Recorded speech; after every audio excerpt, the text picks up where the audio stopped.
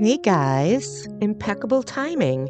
I was just about to start a DIY project and now I can actually start it with you. I am going to show you how to turn an ordinary frame into a high-end looking custom piece of decor for your home. Once you see the technique, you will realize this can be done on a multitude of items in your home. And let me show you how easy it is.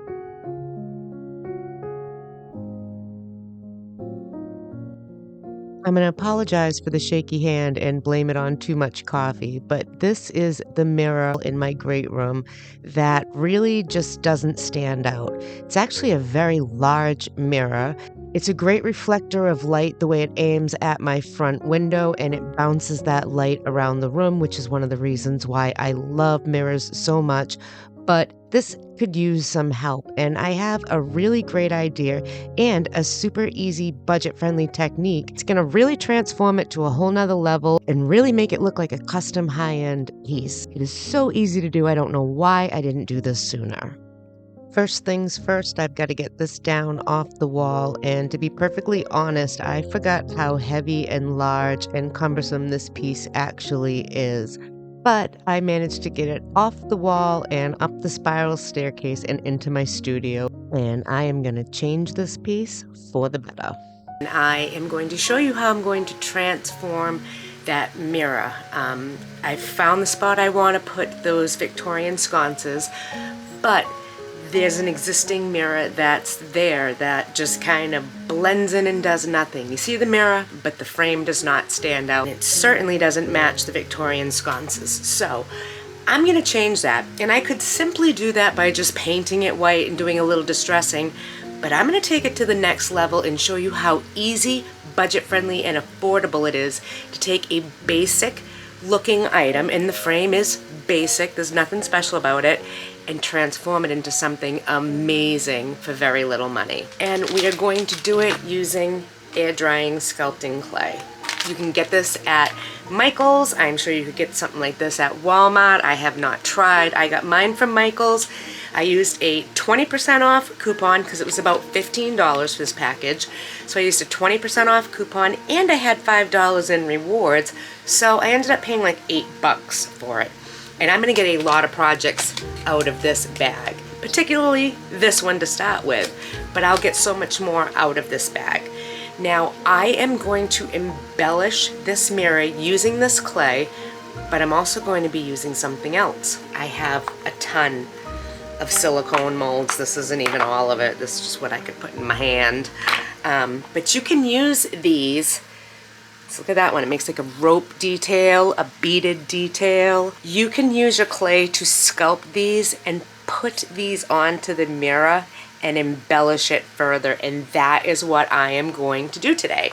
And after consideration to what I kind of want it to look like, because I did those Victorian sconces with kind of like that little old vintage flower sticker on the top, I'm going to keep this with a type of a flower as well. So I do happen to have a flower with leaves. It's got birds, it's got everything, and it also has this chain of flowers. So I am going to use this and create embellishments for this mirror. But because it's going to curve in some spots, I have to be able to take this straight from the mold and set it on the mirror and let it curve around those edges, which you'll see it when I do it. It'll make more sense to you there, which is why the mirror is on the floor. So first thing first, I am going to prepare my molds. To use these, you have to add cornstarch with a paintbrush to them. It makes the clay come out easier, and you definitely want that, otherwise they will stick.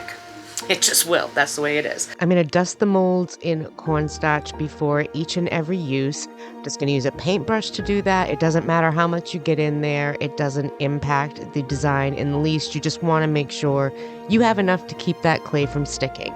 Then I'm just going to take the clay and work it between my fingers for a few minutes, get it nice and pliable and soft, and I'm going to get them into my molds. I'm going to make sure to use a good firm pressure, pushing it down, smoothing it out. And when I carefully fold it out of the silicone mold, I'm going to use a paintbrush and I'm going to very gently dust the edges just to take off any roughness that may be there, make it look a bit more refined, a bit more intentional, a bit more high end. This is a super easy process. It's so much fun. I am going to continue to do this until I get it all the way around my mirror. I'm going to lay the pieces out as I go. And one thing I want to tell you is this clay does shrink up a little bit, so that's something to keep in mind with your design. For my particular design, it won't make a difference whatsoever, but I wanted to put it out there nonetheless. I'm just going to keep going until I have it laid out all the way around my mirror. And don't forget that it's very important for you to lay these pieces out while they are still wet and not set, so that if there are any curves and bends, you can get them where they need to be so they can set up and dry with that curve and bend in there. All right, I've got all my pieces laid out on the mirror. It is exactly where I want them. I know it's going to shrink a little bit, and that is perfectly fine. It might not look like much right now because of the contrasting colors, but just you wait until we get on to the next step. This, however, has to sit overnight. It needs to dry and cure completely because the very next step is going to be gluing this down into place. And I'm going to be using some E6000 glue to do that because that is a very secure bond. So I am going to let this sit up for the night, clean up my mess, and I will resume this project tomorrow. It's now the next afternoon, and the pieces have cured all night long, so they are completely dry. I am going to very gently lift them up from where they are. I am going to apply the E6000 glue onto them. I'm going to very gently but securely put them back on, making sure I have a good bond from end to end with those.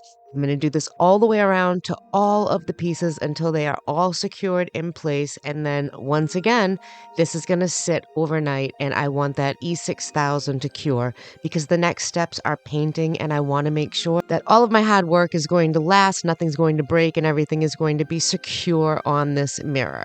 Now, one thing I want to mention is if you don't have those silicone molds, you can use cookie cutters. You can use a multitude of things. Use your imagination.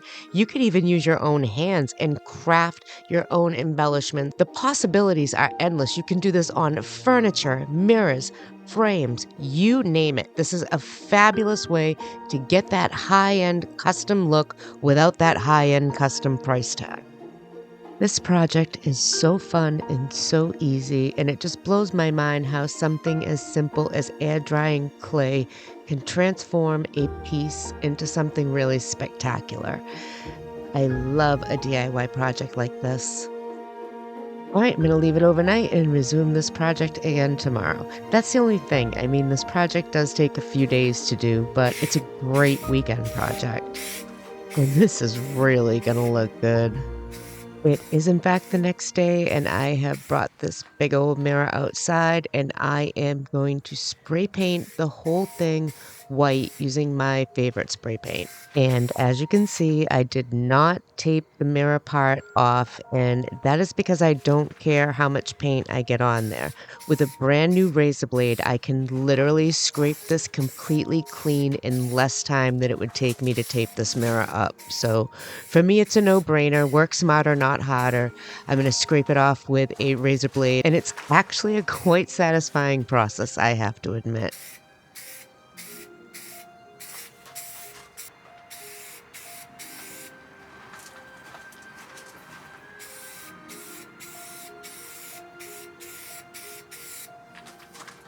And now that it is dried and back in the house, watch how easy it is to scrape the mirror off, and you will completely understand why I don't bother taping it. This is way easier. The actual satisfaction that I'm getting from doing this right now is, I don't know, it's wild. I'm really enjoying scraping this off. The mirror comes completely clean, and it is so quick. And when it's all off, here's a tip for you guys. Do you know what's better than any type of a cleaning solution you can possibly use to clean your mirror with?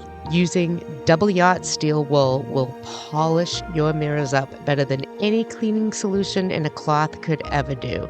That is not my thing. I actually saw it done on YouTube. I honestly forget by whom, but I tried it and I was like, holy smokes, this works so good. And I love a nicely polished mirror.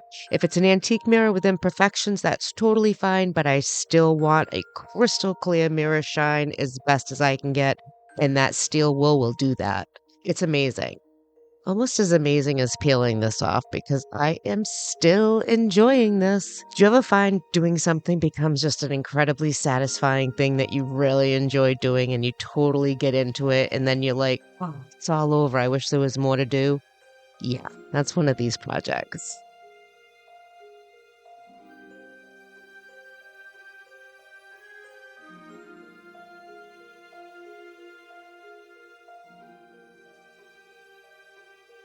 It has dried and it looks gorgeous.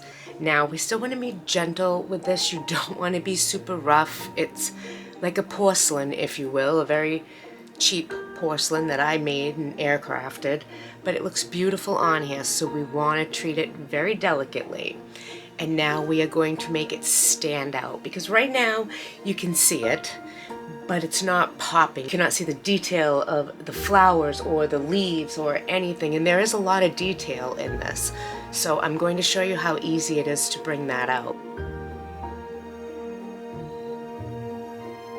All right, to do this, we are going to go right back to that Valspar antiquing glaze. This is going to bring out all of the detail in all of those beautiful flowers that we just made and applied to this mirror. Now I have a drop cloth on the floor around the area that I will be working, just in case. I don't want to get it on my sand-colored rug. So, now you also want to use a brush that's soft, but will get into those grooves.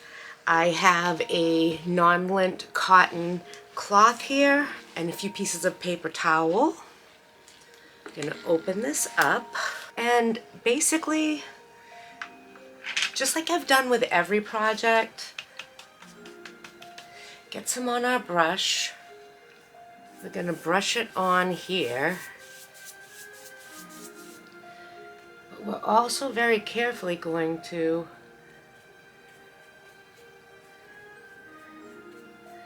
get it in there. And I feel like this brush may not be the actual best choice for this. So I might have to play and find the brush I want. Just get it on. And the mirror's not completely clean, so I'm not worried about that. Get it off. And you leave it streak and gather as much or as little as you want. And that's how you do that. Just look how that antiquing glaze makes the flowers pop on this design. Look at all of the detail that just was lost within all that monochromatic white. But by adding this antiquing glaze over the top of it, it really brings that out. The depth and the definition that this step brings to this project is really what brings it to life. This is where the character is created. The embellishments alone were not enough. You need this step to truly appreciate the gorgeous design element of the mirror. I'm just going to continue this process all the way around the mirror until all of the white has been covered in the antiquing glaze and it's wiped off to the level that I want it to be at. Now, if this is a project that you want to do and you don't have antiquing gel, you don't necessarily need a specific antiquing gel to get the same effect. You can use acrylic paint. You can use black acrylic paint or you can use brown acrylic paint. And honestly, my tip to you is mix a little brown with the black. It gives it that authentic, aged, natural patina. Water that down, put it on, and you will have the same effect that I am getting with my antiquing gel. But I want to let you know, this particular Valspar antiquing gel you have seen me use in many, many, many projects here on my channel. It lasts a very long time. It is budget friendly. It's a Valspar antiquing gel, and you can go to that big box store and just grab it. I personally like having it on hand. It's done, and I think it actually looks fabulous. It does have to sit and cure, so I am going to leave it flat in my office, let everything dry good, and then we will put it up on the wall and see how it looks. I think it's pretty amazing, and what a difference. This project is super, super, super easy, super budget friendly, but it really does make that high impact. If you were to try to buy a mirror like this size, solid wood with embellishments on it, you'd absolutely pay hundreds of dollars.